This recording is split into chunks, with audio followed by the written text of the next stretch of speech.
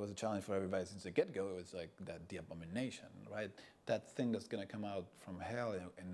And for me, the idea of an abomination was going to be the scariest thing you can imagine, right? Like whatever is the scariest thing for you, that's going to be the thing that's going to come out from hell. And in this case, Mia is the character that is facing it, so it is this vision of the most decadent vision of herself.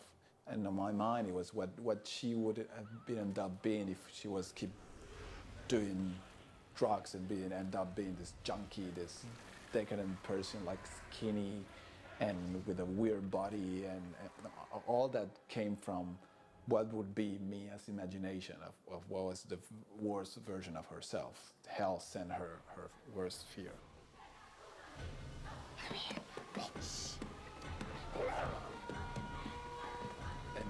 And yeah, the creation of that was a lot of, see how we're going to do this, how it's going to be the best way to approach this character, how we're going to create it.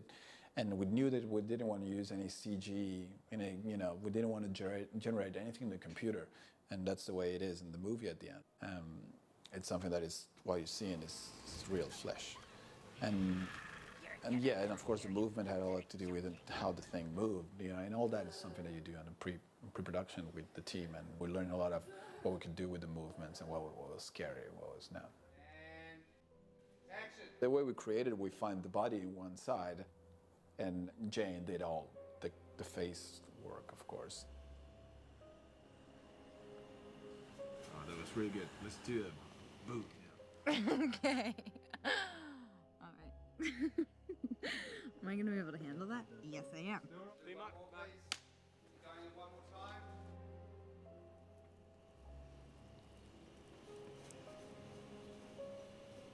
Do that again? Give me a friendly smile. Okay. Oh, dear. But everything you see is real flesh. We didn't generate a CG creature, CG for me, of course, is computer generated, and there's nothing that is generated in computer. Everything is real, we just put it together. I will feast on your soul. The whole movie was really technical, to be honest. The shots are really specific, and you can tell, and we have to be in really specific places, and we have to time out with the camera and everything. And especially the action sequence was very technical. Which in some way I was happy about. It just meant less time under that rain. Really. And action! Well, when I read the blood rain in the script, I was just like, that's crazy. How is anyone going to work in that environment?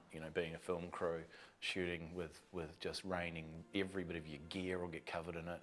On this movie, we're looking at around 25,000 litres of blood. And certainly the volume of blood on this movie is well beyond anything we've ever done before. Hey! What are we waiting for? Getting the rain up, Dane, sorry. And with News since day one, it's not about just the position of how we're going to do it. It's just no way to do it, to fake it. It's raining blood on you. You're going to have to rain blood on the characters. There's just no way to create that in a computer. Maybe some ways, but not in a cool way.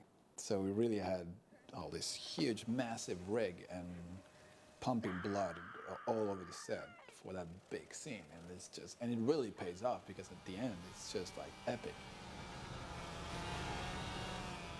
That action sequence took place over 10 days, I think, 10 night shoots,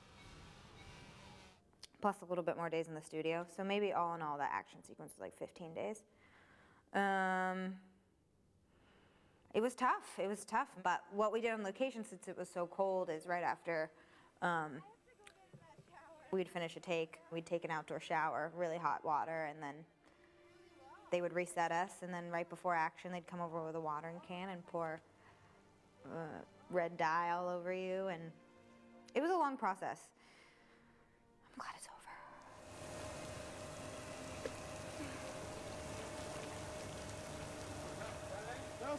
And the amount of blood spent there was really, really, really tricky, but really funny too. I mean, I remember one day getting off set, finishing one of those blood rain days, and And I will do the car, and I will go to stop by the supermarket to get something for my fridge, and I'm walking in the supermarket, and suddenly I just, I realize I'm covered in blood, like my pants, my jacket is just covered in this fake blood, but just so embarrassed. I thought, like, if the police stop me now, I'm gonna have a hard time explaining why I'm covered in blood. But yeah, everybody ended up covered in blood after those days.